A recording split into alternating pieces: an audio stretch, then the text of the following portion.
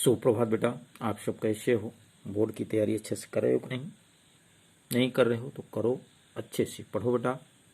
आए हम सब रसखान जी द्वारा रचित सवैये शीर्षक को पढ़ रहे थे।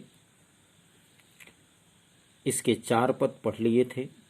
आज 5वें, 6वें और 7वें पद को पढ़ेंगे, जो कि कवित्त भी है। तो सबसे पहले हम सभी जैसा कि पढ़ते हैं, पहले काव्य को पढ़ेंगे, उसके बाद फिर हम आप भाव के जानेंगे क्या कवि ने इसमें लिखा है। रसखान जी 5वें पद में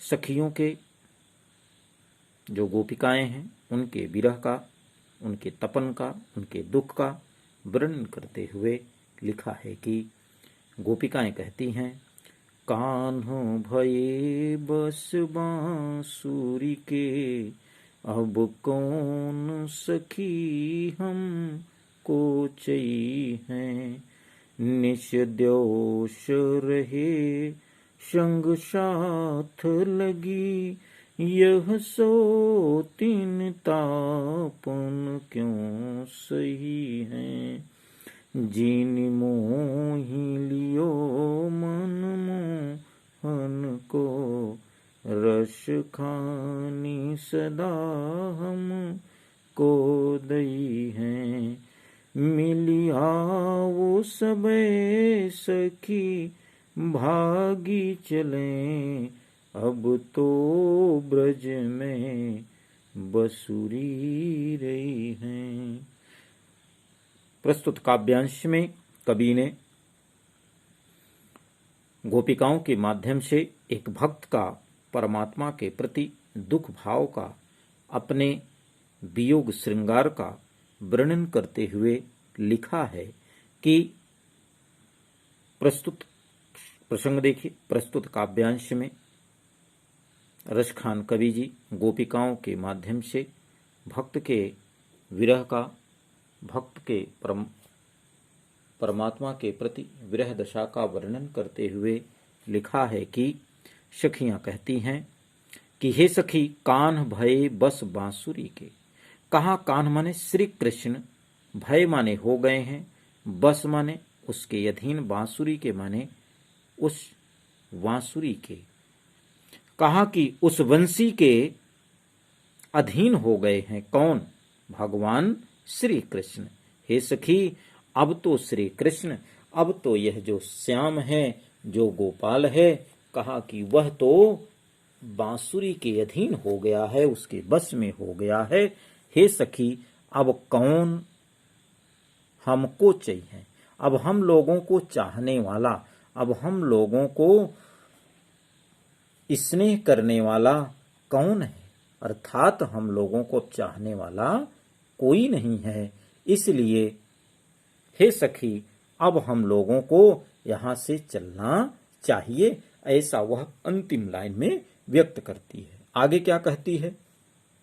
वह क्यों हम लोगों को नहीं चाहेंगे, बांसुरी को क्यों चाहेंगे? क्योंकि उन्होंने कहा कि निश द्योष रहे संग साथ लगी। वह जो बांसुरी है, निस द्योष, निस माने रात, द्योष माने दिन। कहा रात दिन उनके साथ लगी रहती है। तो हम लोगों को तो चाहने के, हम लोगों के पास भगवान को आने का समय ही नहीं है। क्यों? क्योंकि बांसुरी उनके साथ रात दिन लगी रहती है। यह सौतन, ये जो बांसुरी है वो हम लोगों के लिए कैसी है? तो कहा सौतन की तरह है। जैसे एक पति की 2 स्त्रियां, वह सौतन के रूप में आ गई, उसको चाहने वाले 2 लोग हो गए। तो एक चाहेगा तो वह दूसरा जलन करेगा। तो कहा कि ये जो सौतन का तापन है, जो तपन है, जो जलन है, कहा उसको हम लोग क्यों सहें? इससे अच्छा है कि हे सखी, इस बांसुरी को ही यहां रहने दो, हम लोग यहां से दूसरी जगह चलते हैं। ऐसा वह गोपी अपनी सखियों से कहती है। तीसरी लाइन में क्या कहा? जिन मोहि लियो मन मोहन को। कहा जो मनमोहन है, अर्थात श्री कृष्ण जो हैं, कहा वह स्वयं मनमोहन है, अर्थात दूसरे के मन को मोहित करने वाला स्वयं ही क्या हो गया है? उस बांसुरी के मोह में मोहित हो गया है। यानी कवि ने कहने की कोशिश किया कि वह सखी कहती है, वह गोपी कहती है कि हे सखी, जिन मोह लियो। कहा जिन माने जिसने मोह लिया है, अर्थात जिसने अपने मोह में मोहित कर लिया है, अपने मोह में बांध लिया है स्वयं भगवान श्री कृष्ण को, तो फिर हम लोगों को चाहने वाला कौन है। और कहा कि जब उसने मनमोहन को अपने मोह में बांध लिया है, तो वह मनमोहन हम लोगों को क्या करेगा। रसखान सदा हमको दई हैं। कहा कि वह रसखान, वह श्री कृष्ण हम लोगों को हमेशा जलाया ही करेंगे, अर्थात हम लोग हमेशा उसके तपन में, उसके ईर्ष्या में जलती ही रहेंगी। इसलिए हे सखी, मिलिया वो सखी, मिलिया वो सबे सखी, भागी चले अब तो ब्रज में बसुरी रही है।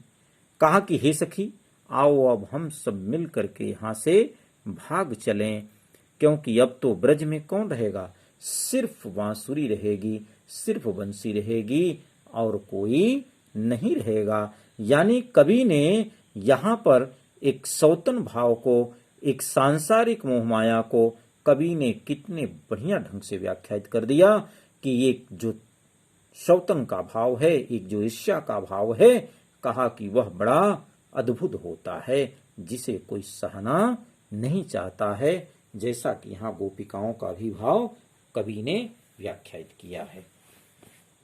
आए बेटा आप काव्य सौंदर्य देख लें।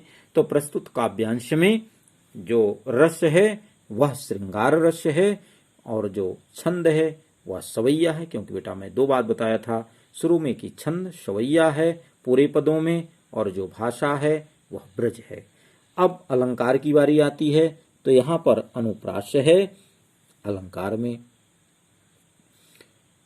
और रस खाने, वैसे कवि की बात यहाँ पर कवि और श्री कृष्ण की बात को कहा, इसलिए यहाँ पर जो अलंकार है वह श्लेष अलंकार भी है, तो अनुप्रास और श्लेष 2 अलंकारों की प्राप्ति होती है। और तीसरी बात जो है यहाँ पर उपमा की भी प्राप्ति हो रही है, इसलिए इन 3 अलंकारों की यहाँ पर प्राप्ति होती है। आगे आइए 6वें को देखते हैं।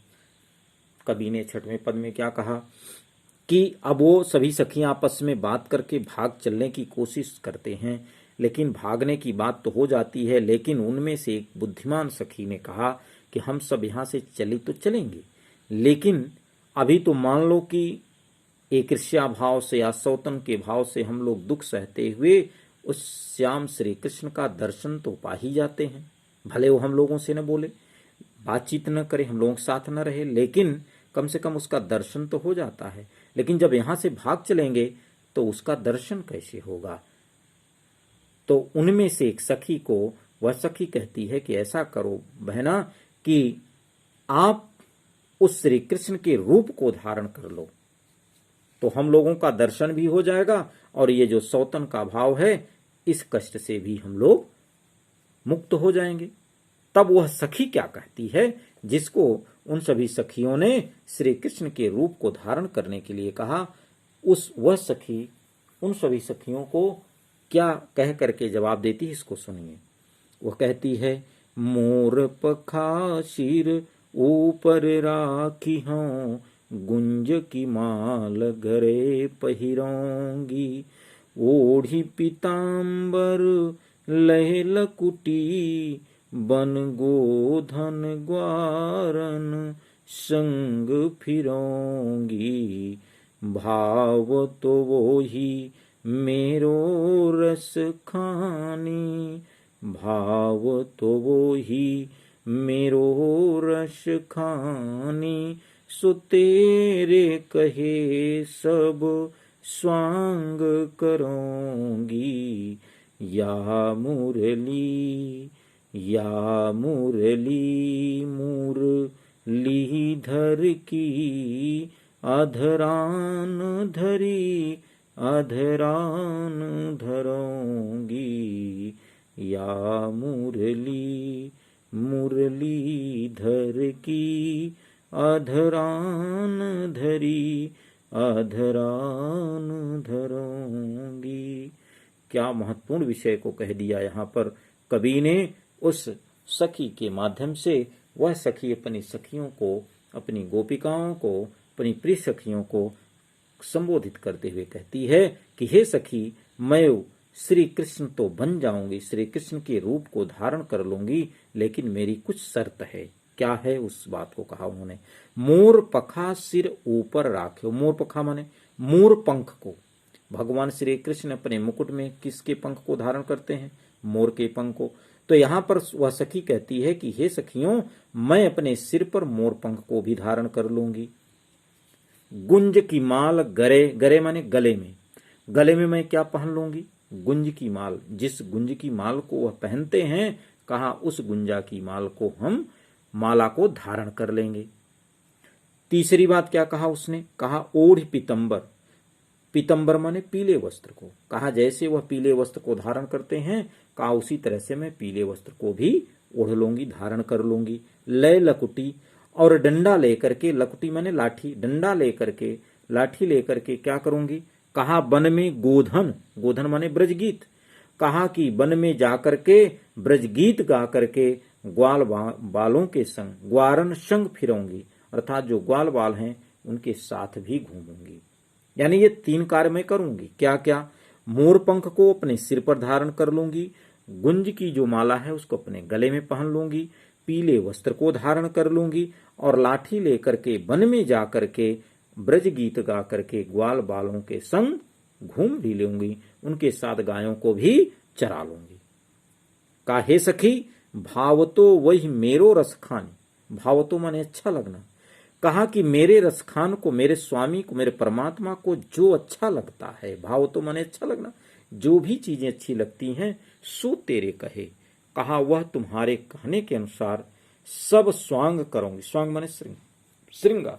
कहा वह सभी श्रृंगार हम करेंगे। तुम्हारे कहने के अनुसार मेरे स्वामी, मेरे परमात्मा को जो पसंद है, कहा वह सभी हम श्रृंगार करेंगे। लेकिन शर्त मेरी क्या है? लास्ट में सखी ने कहा कि या मुरली मुरलीधर की। कहा जो बांसुरी श्री कृष्ण की है। मुरलीधर माने श्री कृष्ण, मुरली को धारण करने वाले, बांसुरी को धारण करने वाले को क्या कहते हैं? मुरलीधर, अर्थात श्री कृष्ण। कहा कि जिस बांसुरी को, जिस बंसी को श्री कृष्ण अधरान धरी, अधरान माने होष्ठ, अधरोष्ठ जिसको हम आप कहते हैं, अपने अधरों पर धारण कर रखा है, कहा उसे हम अधरान धरोंगी। यहां पर धरा का मतलब क्या है? अपने होठों पर उसे धारण नहीं करूंगी। फिर से देखिए, जिस मुरली को श्री कृष्ण ने, मुरलीधर ने अपने अधरों पर धारण कर रखा है, कहा उस बांसुरी को मैं अपने होठों पर धारण नहीं करूंगी। यही मेरी अंतिम शर्त है। और सब तुम्हारे द्वारा बताए गए उन सभी श्रृंगारों को करूंगी जो हमारे स्वामी को पसंद है और जो तुम्हारे कहने के अनुसार है, लेकिन बस मैं यही एक कार्य नहीं करूंगी। तो यहां पर कवि ने जो व्याख्यान देने की कोशिश की बेटा, कि परमात्मा से जब भक्त का भाव बढ़ जाता है तो बड़ा अलौकिक रूप धारण कर लेता है। वही भाव यहां पर गोपिकाओं के साथ है। अब काव्य सौंदर्य देख लें बेटा। जो भाषा है वो आपकी क्या है? ब्रज है। छंद क्या है? आपका शवैया है। अलंकार क्या है? अनुप्रास और यमक है। और जो रस है वह श्रृंगार रस है। ठीक है बेटा। आइए अब अंतिम पद को पढ़ते हैं, 7वें पद को, जो कवित्त छंद में है। यहां पर कवि ने क्या कहा? कवित्त में गोरज बिराजे भाल ललही बनमाल, आगे गैया पाछे ग्वाल गावे मृदुबानी री, तैसी ध्वनि बांसुरी की मधुर मधुर जैसी, बंक चितवनि मंद मंद मुस्कानी री। यहां तक देख लीजिए। कहा गोरज बिराजे। बेटा यहां पर काव्य सौंदर्य में समझ लीजिए, छंद कौन सा है बेटा? यहां पर कवित्त है। इस पद में, पूरे पद में एक छंद है, वह है कवित्त, और जो इसकी भाषा है वह ब्रज है। अब रस और अलंकार की बारी आई, उसको व्याख्यान पढ़ने के बाद देखेंगे। क्या कवि ने कहा? गोरज बिराजे, गोरज, रज माने धूल, गो माने गाय, गाय के खुर से उठी हुई धूल, बिराजे, विराजती है, सुशोभित होती है, अच्छी लगती है। कहाँ? भाल माने मस्तक पर, किनके मस्तक पर? उन ग्वाल बालों के मस्तक पर जो सायंकाल के समय अपने गायों को आगे करके उनके पीछे पीछे चले आ रहे हैं। बेटा, ये हमेशा का नियम रहा है कि जब सायं होती है तो वे सभी चरवाहे जितने भी हैं वे अपने गायों को घर की ओर लाते हैं और उन गायों के वह पीछे पीछे चले आते हैं। तो वही बात यहाँ पर कवि ने वर्णन किया कि वे सभी गायें आगे आगे आ रही हैं और उनके पीछे जो ग्वाल बाल हैं वह क्या हो रहे हैं? कहा कि मृदुवाणी, अपनी मधुर वाणी में गावें गीत गाते हुए चले आ रहे हैं, जिनके मस्तक किससे सुशोभित हो रहे हैं? कहा गोरज, गायों के खुर से उठी हुई धूल से। तो गायों के खुर से उठी हुई धूल से उन सभी ग्वाल बालों का जो मस्तक है, कहा वह सुशोभित होता है। और इतना नहीं, कहा ललही बनमाल, कहा कि जो बनमाल है, जो वन का समूह है, वो क्या हो जाता है? ललही, लहलही, अर्थात वह लहलहाने लगता है, वह भी शोभायमान हो जाता है, सुंदर हो जाता है। आगे गैया पाछे ग्वाल गावें मृदुवाणी रे, कहा आगे आगे गायें जा रही हैं, उसके पीछे ग्वाल बाल मधुर वाणी में गीत गाते हुए चले आ रहे हैं। तीसरी पंक्ति में कवि ने क्या कहा? तैसी धुनी बांसुरी की मधुर मधुर जैसी, कहा कि उनके संग में कौन है? स्वयं परमात्मा भगवान श्री कृष्ण हैं। तो वो भी क्या करते हैं? उसी तरह की मधुर ध्वनि अपने बांसुरी से निकालते हैं। और जब वह बांसुरी से मधुर ध्वनि निकालते हैं तो उस समय उनकी जो दृष्टि है, जो चितवन है, कहा वो कैसा हो जाता है? टेढ़ा हो जाता है। तो उनकी चितवन, उनकी दृष्टि टेढ़ी हो जाती है। और इतना ही नहीं, मंद मंद मुस्कानी रे, और वह मधुर मधुर, धीरे धीरे, मंद मंद मुस्कुराने लगते हैं। तो कहा उनका ये मंद मंद मुस्कुराना, उनकी टेढ़ी दृष्टि और बांसुरी की मधुर ध्वनि, कहा यह एक अलौकिक आनंद को, एक अलौकिक सुख को व्याख्यायित करती है, ऐसा कवि यहाँ पर बताना चाहते हैं। आगे देखिए बेटा, यहां पर कवि ने क्या कहा?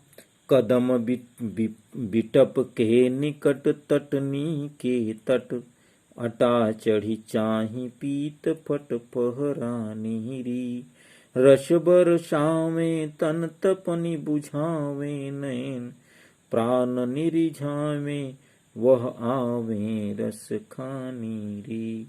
कहा कदम बिटप के निकट, तटनी के तट, तटनी माने यमुना, यमुना नदी के तट पर कदम वृक्ष के निकट अटा चढ़ी, कहा कि जैसे उस कदम वृक्ष के निकट जो यमुना नदी के तट पर स्थित जो कदम के वृक्ष हैं, कहा उन कदम वृक्षों के निकट, उनके ऊपर, उनके डालियों पर चढ़ करके जैसे वे ग्वाल बाल अपने पीले वस्त्रों को फहराते हैं, कहा उसी तरह से वे गांव की जो गोपिकाएं हैं, बहुएं हैं, वो अपनी अटाचढ़, अट्टालिकाओं पर चढ़ करके पीत पट फहरानी री, कहा कि वे पीले वस्त्र को फहराना चाहते हैं, फहराना चाहती हैं, फैलाना चाहती हैं, अपनी प्रसन्नता को उस पीले वस्त्र के माध्यम से व्यक्त करना चाहती हैं।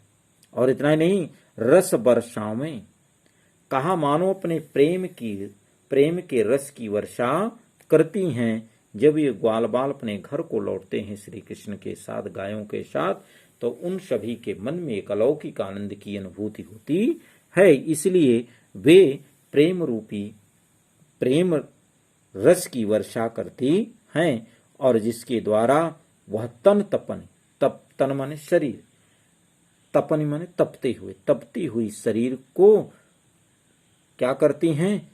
उस रस की वर्षा से, उस प्रेम रस की वर्षा से उसे बुझावें, शांत करती हैं। किसके माध्यम से? नयन, नेत्रों के माध्यम से। तो यानी वे सभी गोपिकाएं ग्वाल बालों के ब्रज गीत को सुन करके, श्री कृष्ण की मधुर ध्वनि, बांसुरी की मधुर ध्वनि को सुन करके वे सभी अपने नेत्रों के माध्यम से, अपने आंखों के माध्यम से उस दृश्य को देख करके अपने शरीर की जो तपन है, कहा उसे उस प्रेम रस की वर्षा से शांत करती हैं, उसे बुझाती हैं। और इतना नहीं, प्राणन रिझावें वह आवें रस खानी री। कहा कि प्राण रिझावें, कहा प्राणों को रिझाने वाले, प्राणों को आकर्षित करने वाले, प्राणों को अपने अधीन करने वाले वे सभी कौन? रस खानी, अर्थात श्री कृष्ण और उनके साथ आने वाले ग्वाल बाल, वे सभी क्या करते हैं? सभी के प्राणों को आनंदित करते हैं, सभी के प्राणों को अपने अधीन कर लेते हैं, अपने भाव में बांध लेते हैं। ऐसा यहाँ पर कवि ने वर्णन किया कि वे सभी सखियां मानो अपने प्रेम के भाव से उस अलौकिक सुंदरता का, उस अलौकिक सुख का अनुभव करती हैं, मानो सबको अपने अधीन करना चाहती हैं। तो बेटा यहाँ पर काव्य सौंदर्य देख लें, भाषा ब्रज है, छंद आपका कवित्व है, और जो रस है वह रस आपका श्रृंगार है, और जो अलंकार है, अलंकार में अनुप्रास, श्लेष, पुनरुक्ति प्रकाश, इन 3 अलंकारों की यहाँ पर प्राप्ति होती है। ठीक है बेटा, तो इस तरह से आज आपका यह रसखान भी पाठ पूर्ण हुआ। बेटा इस पूरे पदों को अच्छे से पढ़ेंगे, 1 बार 2 बार आप भी पढ़िए, दूसरे को भी पढ़ाइए, दूसरे को भी हमारा लिंक भेजिए, जिसके द्वारा वह भी विद्यार्थी बोर्ड की अच्छे से तैयारी कर सके। उसको आप नहीं समझा पा रहे, नहीं पढ़ा, तो आप उसको वीडियो का लिंक अवश्य भेज दिया करिए, जिससे वह भी बच्चा अपने करियर को सुधार कर सके और बोर्ड में एक अच्छा अंक प्राप्त कर सके। ठीक है बेटा, तो इन सब को लिखा करिए। और हम बेटा हमेशा कहते हैं कि वीडियो को देखें, लाइक करें, सब्सक्राइब करें और दूसरे को भी बताएं। और उसके साथ साथ यदि आपको कोई विषय की शंका रहती है, कोई विषय नहीं समझ में आया, तो कमेंट के माध्यम से आप हमें ज़रूर बताएं, जिसके द्वारा हम अगले वीडियो में उसको और अच्छे से सुधार करके और अच्छे से बदलाव करके उसको हम प्रस्तुत करें आपके सामने। ठीक है बेटा, धन्यवाद।